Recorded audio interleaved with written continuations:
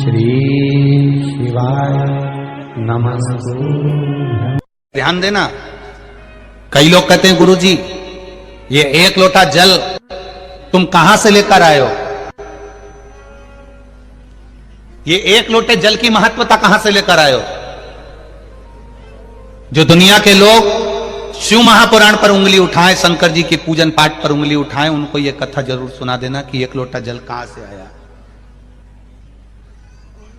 उस एक लोटे जल का महत्व कहां से आया।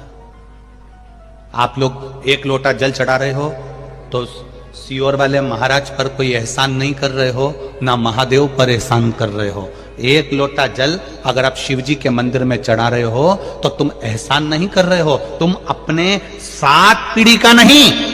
उज्जैन के महाकाल के मंदिर के पास में ऋण मुक्तेश्वर मंदिर में लिखा हुआ है, एक लोटा जल से 7 पीढ़ी नहीं तरती, 71 पीढ़ी तार रहे हो। किसी सियोर वाले महाराज का या फिर महादेव पर तुम एहसान नहीं कर रहा है, आपकी जिंदगी आप तार रहे हो, आपका जीवन आप सफल कर रहे हो, आप अपना जीवन सार्थक कर रहे हो।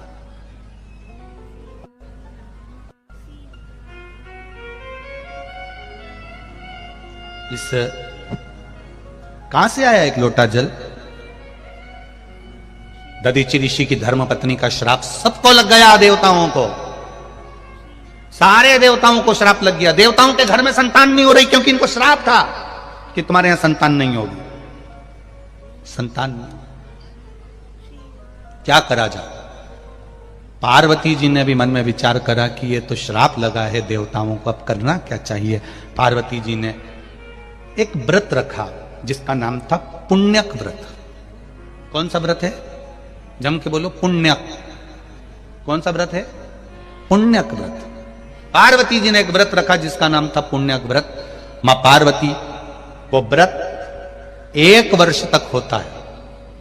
उस व्रत में 1 वर्ष तक भगवान का पूजन करना, 1 वर्ष तक किसी ना किसी वृक्ष के नीचे बैठकर भगवान की पूजन करना, 1 वर्ष तक वृक्ष के नीचे बैठकर उसी पत्ती का सेवन करना जिस वृक्ष के नीचे बैठे। ये पुण्यक व्रत माता पार्वती जी ने करा 1 वर्ष। किस लिए करा था? श्रेष्ठ संतान की प्राप्ति के लिए, श्रेष्ठ पुत्र की प्राप्ति के लिए। दिल से अगर कुछ करोगे, दिल से आप भगवान से प्रार्थना करोगे तो वो दिल से देता भी है। एक पत्र आया, देखो,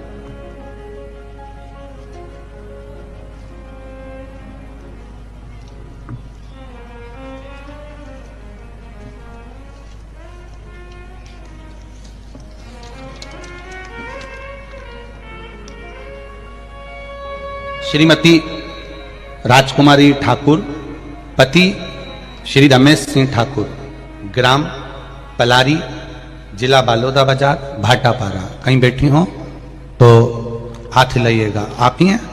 दोनों हाथ हिला दो एक बार। श्री शिवाय नमस्तुभ्यम। एक बार वापिस हिला दीजिए। श्री शिवाय नमस्तुभ्यम। मेरे भोले बाबा का क्या बखान करूं गुरुदेव, मेरे पास शब्द नहीं है।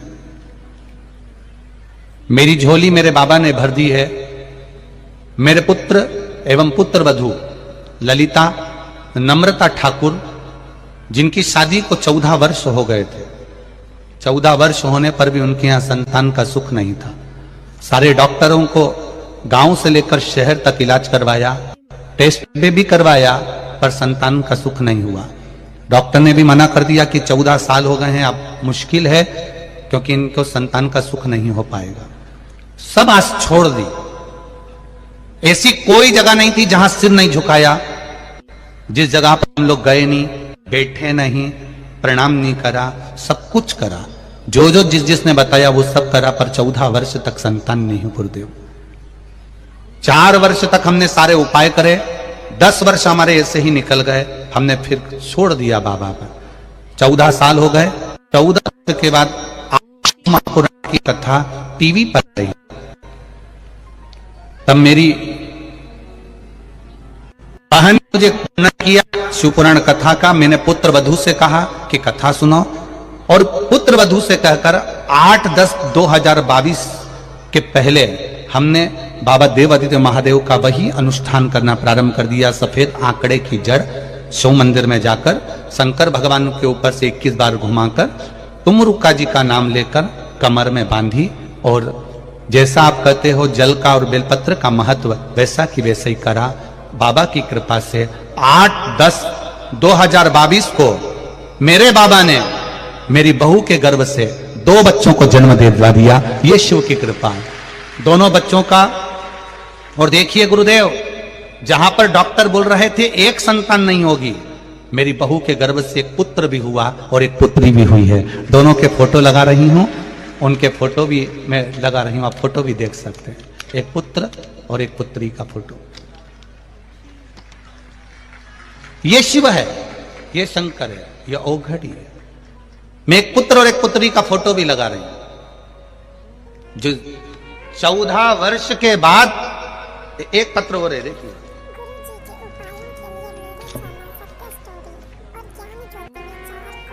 अनीता गोहे, अर्जुन नगर बैतुल की निवासी हूं। कहीं बैठी हो तो हाथ हिलाइएगा, कहीं पर बैठी हो तो हाथ हिलाइएगा। अनीता जी गोहे, अर्जुन नगर बैतुल की निवासी हूं गुरुजी। आपकी कथा टीवी पर 2020 से सुनना प्रारंभ करा। आपकी बाबा की कथा का क्या बखान करूं गुरुदेव। मेरी बिटिया की शादी को कई वर्ष हो गए, संतान प्राप्ति नहीं हुई।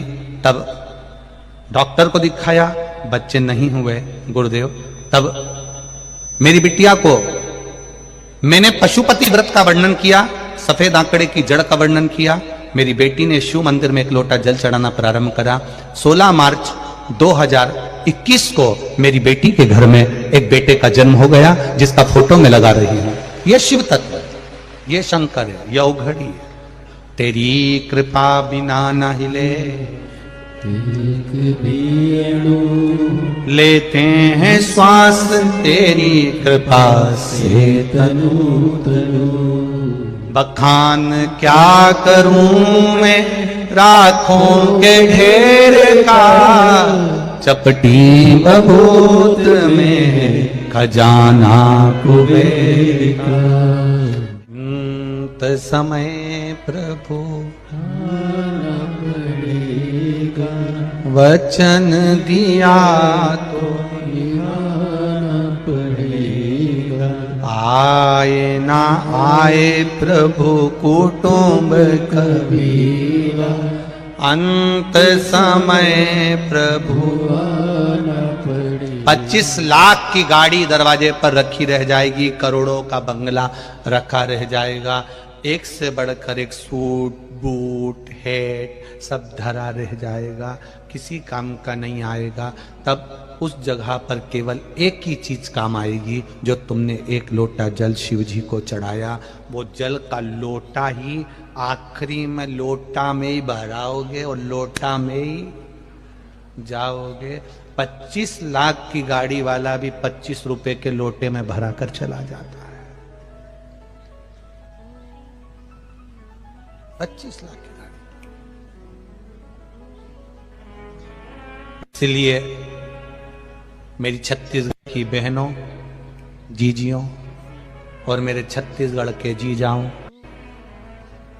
एक बात का स्मरण रखिएगा अपने पास में।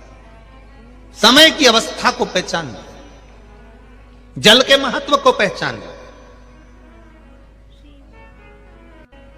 व्रत करो मना नहीं, तप करो मना नहीं, साधना करो मना नहीं, भजन करो मना नहीं, कीर्तन करो मना नहीं। वो भजन, वो साधना, वो व्रत, वो उपास तुम्हारा भगवत भजन को प्राप्त करने का। लोग पूछेंगे 1 लोटा जल कहां से लेकर आए हो महाराज। पूरी दुनिया में सबको लगता है कि ये 1 लोटा जल चढ़ाने का महत्व समझाते हैं, बेलपत्री चढ़ाने का बताते हैं, बेलपत्री खाने का बताते हैं, शिवजी पर चावल चढ़ाने का बोलते हैं, धतूरा चढ़ाने का बोलते हैं, दुर्वा चढ़ाने का बोलते हैं, शिवजी को समी का पत्ता चढ़ाने को बोलते हैं।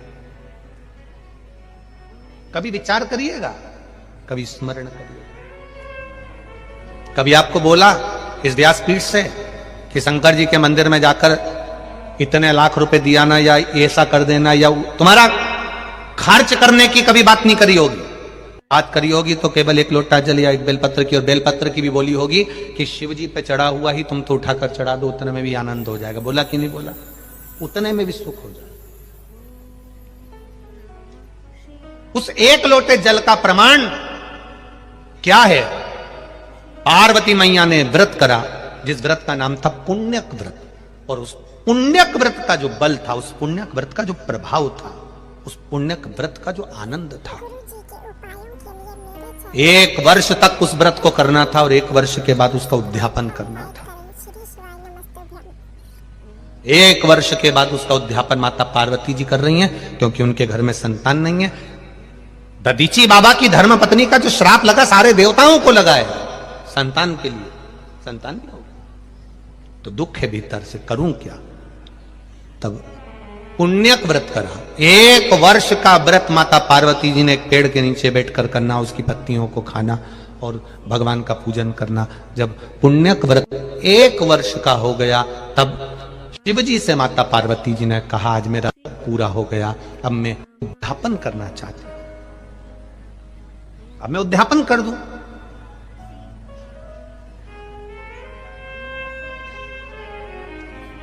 उद्यापन का मतलब जानते हो ना आप लोग?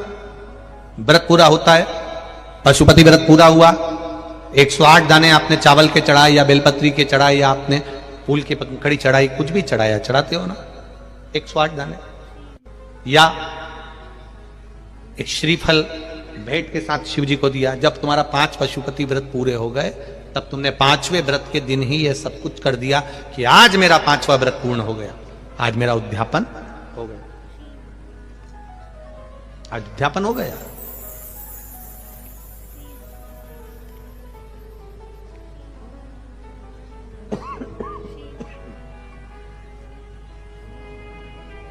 अब उद्यापन का मतलब क्या होता है कि जैसे कोई प्लाट तुमने लिया, समझना थोड़ा बहुत अच्छे से, ध्यान से समझना उद्यापन का मतलब।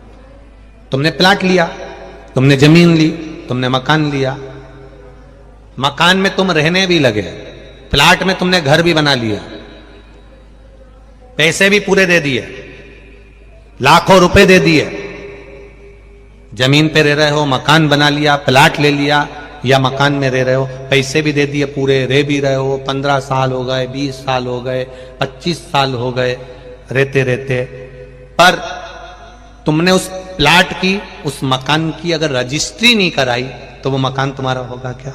जम के बोलो जरा।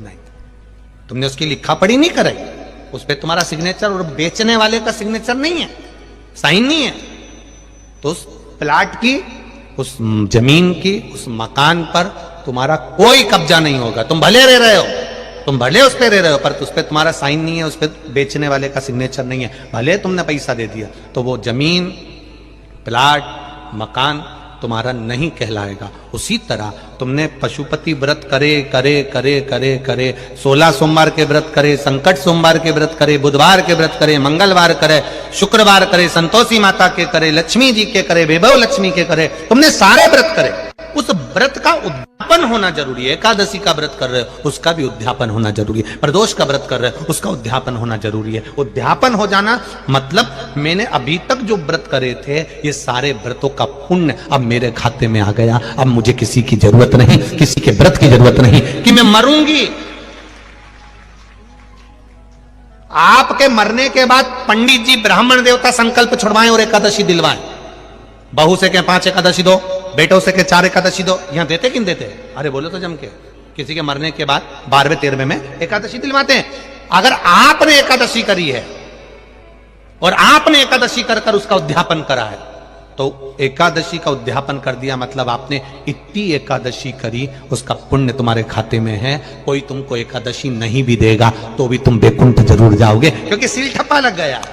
उस उद्यापन का मतलब यह है कि हमारा करा हुआ व्रत हमारे खाते में पहुंच गया।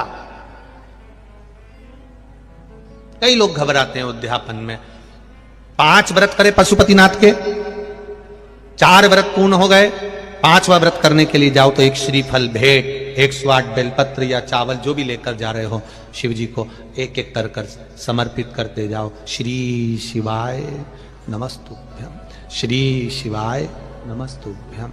दिए लगा दिए, दिया ले लिया, प्रसाद के हिस्से कर दिए, एक हिस्सा ले लिया, वापिस घर पर आए, 5वें दिन फिर वही दिया जला दिया, फिर प्रसाद का हिस्सा पा लिया। 5वां व्रत पर तुमने उद्यापन कर दिया, मतलब तुमने शिव को समर्पित कर दिया। अब वो व्रत तुम्हारा है।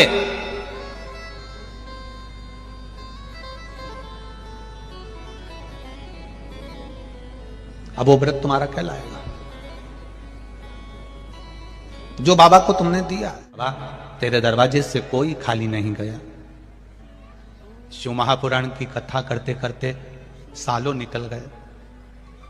एक विश्वास शिव महापुराण के प्रति देखा है कि जितनों ने भी दिल से कथा सुनी है, दिल से कथा सुनने में अंतर है, ऐसे कथा सुनने में अंतर है। किसी ने टल्ला मार दिया, तुम बात करने लगे, किसी ने निकल कर गया, तुमने बोलना चालू कर दिया, कोई कुछ